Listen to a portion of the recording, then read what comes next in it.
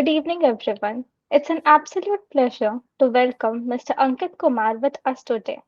His journey really shows that with the right balance of hard work and smart choices, you can achieve big things. Currently, he is working as a software engineer at Atlassian, a role he secured after doing a stellar internship at the same company. Apart from his strong coding skills and competitive programming background, where he has got an amazing lead code rating, he's also been a leader during the college days, serving as the president of the Society of Electronics and Communication Engineers. For us, especially from the EC branch, his path is a huge source of motivation. Today, he's here to share his experience and answer our questions. So, without further delay, welcome, sir, and thank you so much for being here with us. To begin with, we'd love to understand how your professional journey actually started. Sir, since you have experienced the company both as an intern and now as a full-time employee, what differences have you noticed in your day-to-day work and overall lifestyle? During intern, you don't know anything about corporate. So you are treated as well like you don't know anything about the company, you don't know anything about the team you are joining. So they will assign you the basic task. With that task, you will know the glimpse of what will be coming ahead. So for me, I joined Atlassian as a data engineer. So there are certain work that data engineers do. So there are pipelines that we create, we manage pipelines, we organize data. So I was assigned like basic tasks to manage it. So I will know what data engineers do. But when you join a corporate as a full-time employee, so your expectations changes. So you are expected ki you will know the basics of coding. So say your craft is backend. So you will know something about Java. So I guess Java is the basic. Everyone uses Java for backend mostly. In the like you can say the big companies like Google, Atlassian, or those companies. Mostly companies uses Java as for backend. Now they are changing like Golang and all those things, but all the uh, older code base you can say ki have Java only. So they expect you to know the basics, but they don't expect you ki you can write code like corporate level codes. So they are well organized and all those things. They expect you to know basics, but they won't expect you much. But they will expect you ki you will learn fast. So will you will show progress. So that कि like जैसे मैंने join किया तो ये था कि 1 महीना 2 महीना 3 महीना तुम्हें सीखने मिलेगा, तुम्हें इन्वायरमेंट जानने मिलेगा कि हाँ ठीक है, हम मैं जो टीम जैसे what ever team I have join, so they own so many services. So in corporate you won't be like you will making a full project like from basic to like you will do back end, you will do front end, and you will do everything. It's not like that. So you will be managing a service, you will be adding small part of code. So first they expect you ki you will spend some time in understanding your services and then they will think कि तुम खुद से stand लोगे, तुम खुद से अपना point of view रखोगे एंड विद टाइम तुम रिस्पॉन्सिबिलिटीज लोगे. तो that is the main difference. Okay, so. So, after working in the corporate for about half a year now, how would you describe the changes in your experience, perspective, or skills from day one to present? So at day one, I don't know much about like how we do coding in corporate. What is that tech stack that I will be going to use in my team? So it was like ki, I was zero at that time, so I don't know anything at that time. With time, I came to know ki how we manage services. So just to manage a single service, you will have like 10 of softwares to just to manage that. So you will come across many softwares, and also you will learn. The main thing is ki in the world of AI, it's not about writing code. Ki you won't be writing code by yourself, but you will learn ki how we manage that big of a code base, how we manage like in some companies you will get ki there are like 50,000 requests per minute and all those kind of things. So you will understand कि you will learn. So main thing is कि you will learn in these like if I compare myself what I was 6 months back and what I am now, or what I know about my services, what I know about languages and all those things. So if I can rate, if I was at zero at that time, I will say कि I am at 4, aiming to be at 10. Okay, so your profile is genuinely impressive, but if you had to single out one factor you believe matter most in your selection, was it competitive programming or leadership experience, projects, or something very different? uh, I would say coding is important, but your leadership skills, your communication skills matters the most.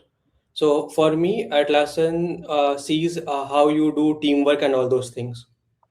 So my DSA round was good. I won't say कि coding is not important, but coding was there. But after DSA round, everything only focus on how you can work as a team.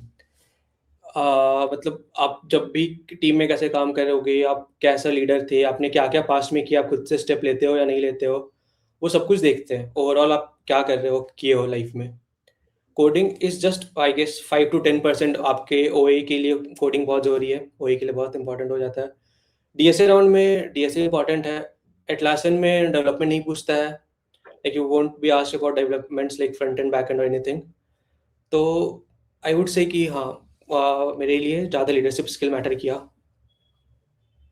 Okay, so now talking about the interviews, I think it's fair to say that interviews are the most nerve-wracking stage. Beyond technical preparation, how did you handle the stress and communicate your thought process effectively? And did your strategy evolve after you once got the placement? So for me, I have only been into one interview. So Atlassian was my first and last interview. So I have not been to any other interview after that or before that also.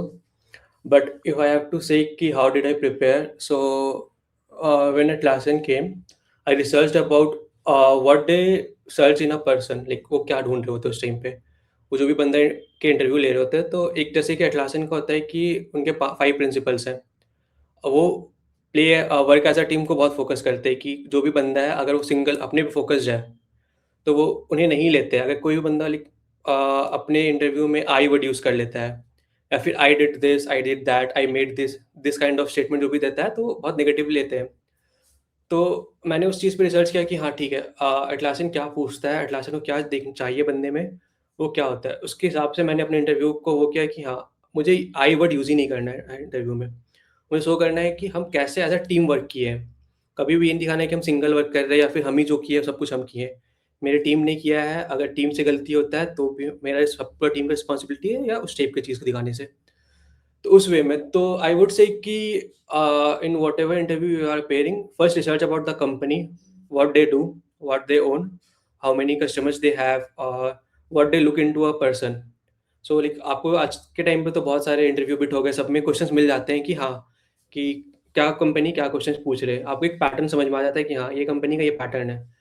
तो आई would say कि pattern देख लो, confident रहो अपने बारे में कि हाँ, ठीक है, ये लास्ट नहीं है, मैं कर सकता हूँ इस कंपनी में, तो मेरा आराम से हो जाएगा। मतलब मेरा थिंकिंग ये था कि हाँ, एक बार मेरा टेक्निकल राउंड्स हो गए तो फिर आई वाज़ लाइक कि हाँ, मैंने बहुत कुछ किया अपनी लाइफ में, तो मैं कर सकता हूँ टेक्निकल इंटरव्यू, मतलब ये मैनेजरियल राउंड्स तो बहुत आराम से।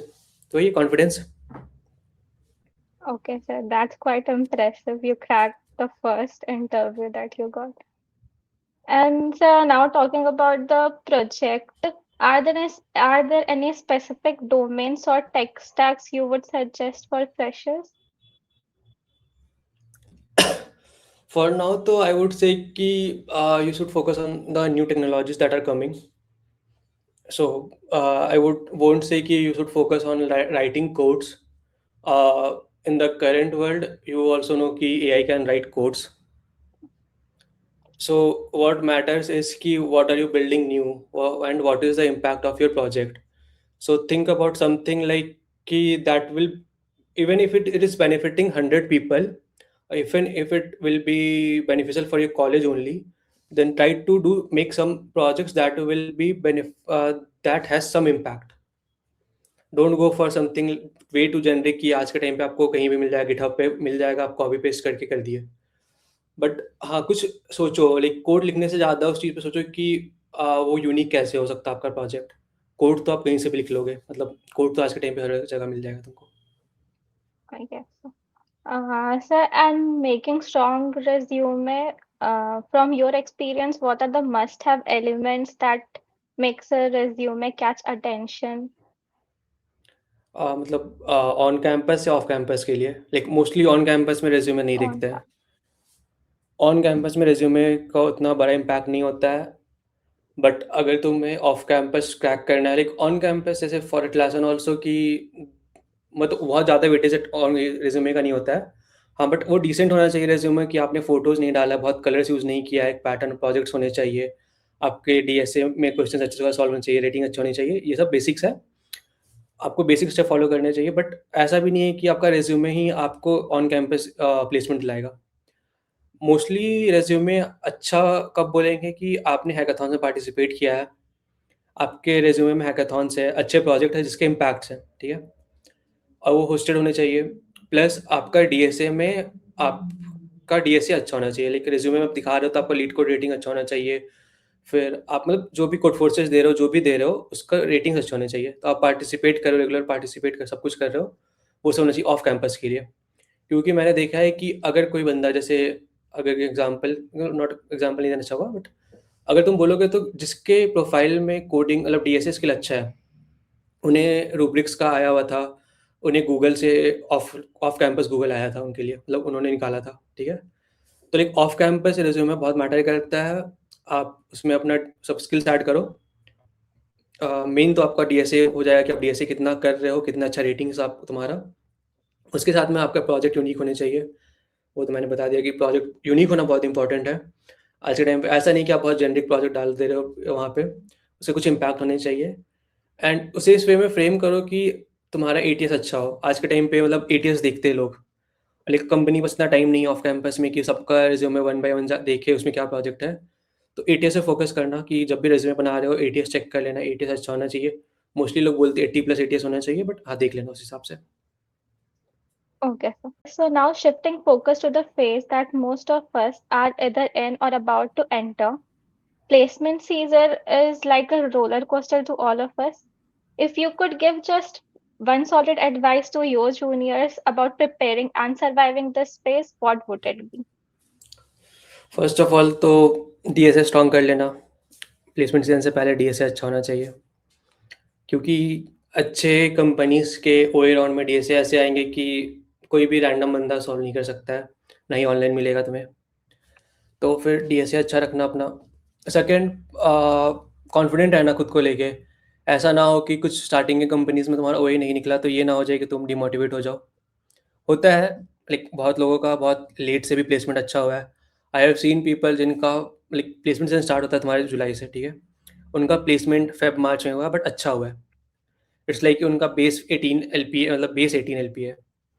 तो डिमोटिवेट मत होना, किसी से कंपेयर खुद को मत कर लेना कि हाँ यार मेरे बगल वाले का प्लेसमेंट हो गया है और मेरा प्लेसमेंट नहीं हो रहा है, मेरे में कोई कमी होगा। कुछ नहीं होता वैसा।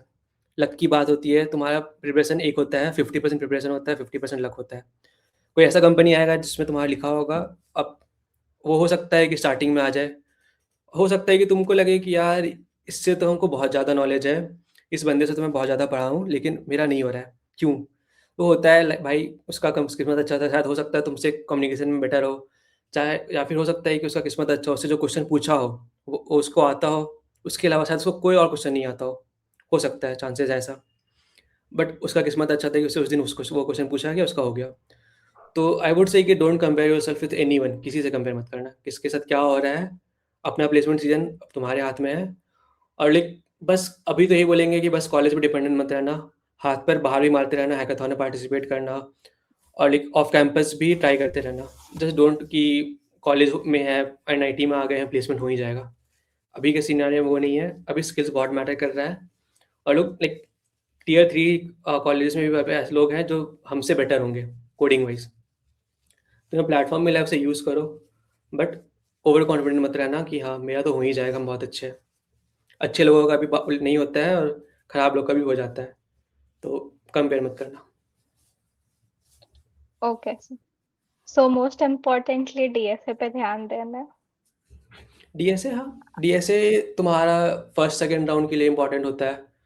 बट हाँ, ये भी बोलेंगे कि तुम्हारी स्माइल, तुम्हारा कॉन्फिडेंस, जो तुम इंटरव्यू में जाते हो तो उस टाइम पे जो तुम्हारे फेस पे कॉन्फिडेंस रहता है, अगर तुम टेंशन में हो, वो चेहरे पे दिखता है कि हाँ, ये बंदा डरा हुआ है, और तुम एक स्माइल के साथ जाओगे किसी भी इंटरव्यू में ना, तो वो तुम्हारे थोड़ा तुमको बेनिफिट देता है कि हाँ, तुम कॉन्फिडेंट हो अपने पे कि हाँ, तुम कर सकते हो। तो एक स्माइल भी रखना, कि डिमोटिवेट मत हो जाना कि नहीं यार, मेरा इतना नहीं हो रहा है, शायद इसमें भी ना हो, ये वो। चिल, जो भी इंटरव्यू में जा रहे हो, कॉन्फिडेंस के साथ जाना, और भूल के जाना कि हाँ, पहले क्या हुआ है, पास्ट इंटरव्यूज में क्या हुए हैं। ओके, बस। so while some start early, others may feel like they are running a bit late. What advice would you give to students who feel like they have started coding prep a bit late? How can they structure their prep now to still aim for good results? For third year students तो यार, मतलब अब तो तुम्हें basic DSA आनी चाहिए। और for second year अभी तुम्हारे लेट नहीं हुआ है, तुम अभी भी स्टार्ट करोगे, बस जब भी स्टार्ट करना, वो तोड़ना मत बीच में फ्लो। हर दिन बना लो कि हाँ, जब भी स्टार्ट करो तब से हर दिन 2 घंटे कोडिंग को दे रहे हो तो दे रहे हो। ये नहीं होना चाहिए कि यार आज संडे है, आज नहीं करते, आज घूमने चल जा रहे हैं, आज नहीं करते। जब भी करना तो उसको एक कंटिन्यूस फ्लो में करना, कभी ब्रेक मत होने देना उस चीज़ को। और ये ना हो कि तुम एक दिन बनाए फिर एक हफ्ता का ब्रेक ले लिया। ये फ्लो बहुत इंपॉर्टेंट होता है कोडिंग में। और जस्ट किसी से कंपेयर मत करो, कौन कितना आगे है वो मैटर भी नहीं करता यहाँ पे। तुम्हें अपने नॉलेज के लिए देखना है, कौन आगे कौन पीछे कभी मैटर नहीं करेगा उस चीज़ के लिए। अगर तुम अपने टाइम फ्रेम में, जो भी तुम्हारे पास टाइम बचा है, लाइक अभी भी तुम्हारे प्लेसमेंट सीजन स्टार्ट होने में और सेकेंड ईयर के लिए तो बहुत टाइम है अभी। इंटर्न्स के लिए भी तुम अभी भी पढ़ना स्टार्ट करोगे तो इंटर्नशिप के सीजन स्टार्ट होने तक तुम तैयार हो जाओगे। तो बस जब भी स्टार्ट करो वो फ्लो बना के रखना, कहीं कभी Okay. लेट नहीं। And rejection and slow progress are really common in this journey. On tough days, how did you keep yourself motivated and stay on track? First of all तो group important है बहुत ज़्यादा तुम्हारे लिए, तुम्हारे दोस्त। Like I know कि interview ख़राब होंगे तो तुम बहुत नेगेटिव फील कर रहे होगे, बहुत नेगेटिव थॉट्स आ रहे होंगे। बट ये होता है कि अगर तुम्हारे दोस्त अच्छे हैं, तुम्हारे ग्रुप अच्छा है, तो तुम जब उनके साथ बैठोगे तो तुम्हें बात करके फील होगा कि हाँ यार ठीक है, होता है, लाइफ है। इंटरव्यू तुम्हारे दिमाग में ये बैठा के रखना होगा कि हाँ, ऐसा नहीं है कि सब कंपनी मेरे लिए बना होगा। हो सकता है किसी दिन मेरा किस्मत ख़राब हो कि जो क्वेश्चन, एक ही क्वेश्चन जो हमको नहीं आता है, और वही क्वेश्चन मेरे से पूछ लिया गया, एक टॉपिक बोल लो, ठीक है, उससे रिलेटेड क्वेश्चन पूछ लिया गया, ठीक है, और इसके लिए हम प्रिपेयर्ड नहीं थे, हो सकता है। बाकी तो ये तो भाई तुम्हें खुद में ये भी समझना होगा कि ऐसा नहीं कि एक ही दिन में सबका प्लेसमेंट हो सकता है। एक बार में एक कंपनी आ रही है तो कुछ ही लोग के होंगे, ठीक है, धीरे धीरे करके सबका होगा, और बाद में भी अच्छे कंपनीज आते हैं। तो चिल रहो, तो टेंशन कम लो, सबका प्लेसमेंट हो जाएगा। Okay, sir. Since many of us come from a non-CS background, your journey feels especially relatable. Since you are from EC yourself, many of us are curious, how did you make that shift towards software? Which skills from our branch help you? And what roadmap would you suggest to others aiming for SDE roles? So, like, if anyone is aiming for SD role, when they join college, they are clear कि यार उन्हें EC core में नहीं जाना है, उन्हें SD में ही जाना है, ठीक है। पहला तो बहुत क्लैरिटी स्टार्टिंग में होता है। कुछ लोग होते हैं जो चाहते हैं एक्सपीरियंस करना, कि EC कोर भी एक्सपीरियंस करें, SD भी एक्सपीरियंस करें। तो हम लोगों ने पहले ही बोला था कि फर्स्ट ईयर तक में आप देख सकते हो, फर्स्ट ईयर में आपके पास टाइम होता है। फर्स्ट ईयर में वो देख लो कि क्या करना है, क्या नहीं करना है। बट आई वुड से कि स्टार्ट विथ बोथ। देखो, like the only difference is कि लैंग्वेज अलग है। कोर में आप सी यूज़ करते हो, और बाकी लैंग्वेज वो सब जो भी कंपाइलर लैंग्वेज होते हैं वो यूज़ करते हो, ठीक है। एचडी में सी प्लस प्लस यूज़ करते हो, जावा यूज़ करते हो, एंड बाकी रिएक्ट ये सब यूज़ करते हो। तो मेनली तो अगर आपका लॉजिक स्ट्रांग है, ठीक है, अगर आपको लॉजिक लगाना आता है तो आप कोड लिख लोगे। आपको बस बेसिक सिंटेक्स जानने का ज़रूरत होता है उसके लिए। तो टफ नहीं है। बाकी अगर कोई पहले से डिटरमाइंड है कि हाँ, उसको एचडी में जाना है, तो हमारे लाइक एसईसी में ही अब बहुत सारे सीपी टीम होता है। सीपी टीम आपको गाइड करती है कि आपको कब स्टार्ट करना है, कोर्सेज बताते हैं कि कौन से टीचर से पढ़ सकते हो, कौन से क्या किस जगह से डीएसए पढ़ना अच्छा है, कहाँ से आपको ग्राफ अच्छा पढ़ा, कौन टीचर ने अच्छा ग्राफ पढ़ाया है, कहाँ से डेवलपमेंट पढ़ना अच्छा है, सब कुछ बताते हैं। प्लस आपको रिसोर्सेज भी मिल जाते हैं वहाँ पे। तो आई वुड से कि फॉलो देम, कि जो भी वो गाइड कर रहे, सीनियर्स जो भी गाइड कर रहे हैं फॉलो करो। और कभी भी क्वेश्चन पूछने से वो मत करना कि हाँ क्वेश्चन नहीं पूछ रहे हो आप, या फिर आपको कोई भी डाउट है, इंटरव्यू से पहले डाउट है कि हाँ सर, लाइक अभी भी मेरे पास थर्ड ईयर के मैसेजेस आते हैं कि सर सीनियर का नंबर दे देना। लाइक कि जैसे जो भी कंपनी आई होती है उसके जो उन्होंने प्लेसमेंट निकाला है, उनसे वो इंटरेक्ट करना चाहते हैं कि आपने कैसे निकाला था, क्या क्वेश्चन पूछा गया था, क्या वो एक्सपेक्ट करते हैं। तो आप सीनियर से इतना इंटरेक्ट करोगे, जितना जान पहचान रहेगा आपका, आपको उतना हेल्प होता है वहाँ पे, कि आपको पता होता है कि हाँ ये कंपनी आने वाली है, इस कंपनी में ये पूछते हैं। तो उस हिसाब से प्रिपेयर करना कि हाँ जो भी सीनियर बोल रहे हो सुनना मानना, वो गाइड कर देंगे आपको। दोनों के लिए, कोर के लिए भी वही है और उसके लिए एचडी के लिए वही है। तो nothing Okay. Hard and fast. और एक चीज़ और बोलेंगे कि अगर आपको फोकस सिर्फ और सिर्फ एचडी है, तो आप एग्ज़ाम से एक हफ्ते पहले, 15 दिन पहले, अपने हिसाब से, सबके अपना अपना होता है, एग्ज़ाम से पहले भी पढ़ोगे, 15 दिन पहले भी, तो आप एग्ज़ाम में पास कर लोगे, अच्छा नंबर ले आओगे। लाइक मेरे को पता है ऐसे ऐसे लोग भी जिसका सीजी 9+ था और वो अच्छे कोडर भी बहुत अच्छे थे। तो इट्स नॉट लाइक कि आपको ईसी में हो तो पूरा टाइम ईसी को देना है। ईसी एग्ज़ाम के लिए ठीक है, अगर आपको एचडी में जाना है, बाकी टाइम कोडिंग को दे सकते हो। Okay. Looking ahead now, according to you, which upcoming skills or technologies are worth learning right now for fresh graduates? Something that will truly add value in the next few years?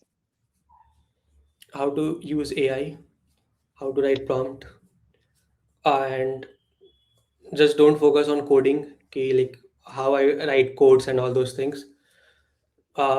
Think about कि आप कैसे किसी solution को बना सकते हो।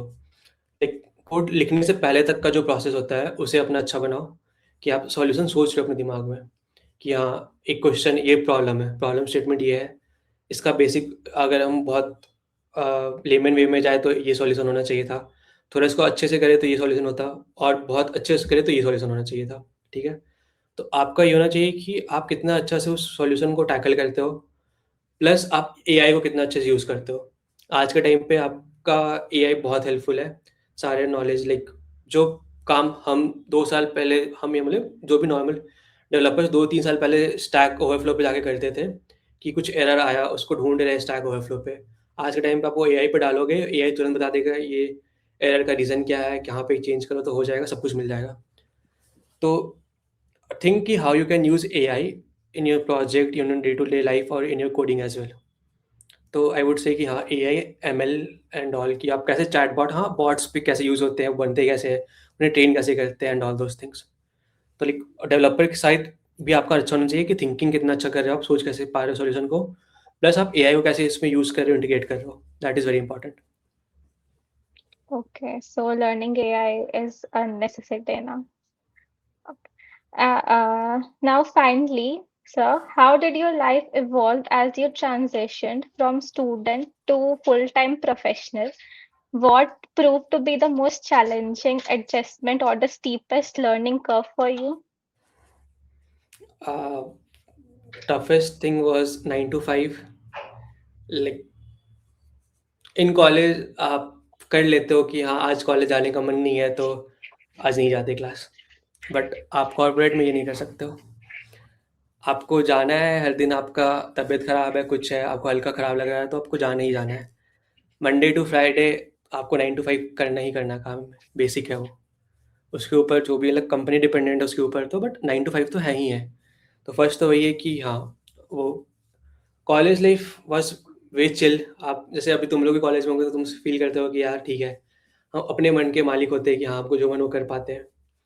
It's more like कि हाँ अब आपको एक रूटीन फॉलो करना है, आपको डिलीवर करना है, कि हाँ जो कंपनी आपसे एक्सपेक्ट कर रहा है, दे आर पेइंग यू, तो आपको डिलीवर करना है उससे, जितना एक्सपेक्ट करें उससे ज़्यादा ही डिलीवर करोगे तभी आपको फ़ायदा होगा। अदरवाइज तो दे विल से कि ये काम तो हो ही जाता। तो ये डिफरेंस तो मेन यही है कॉलेज लाइफर्स में। Okay, thank you very much, sir, for such an open and insightful session. Your journey is truly inspiring for us, particularly because you have once navigated the same path as we are on now. We are confident that your guidance will be immensely valuable as we prepare for our own careers. We wish you continued success in all your future endeavors. And once again, thank you for being with us and taking the time to share your experiences with us. Thank you, sir. Thank you. Thank you for having me.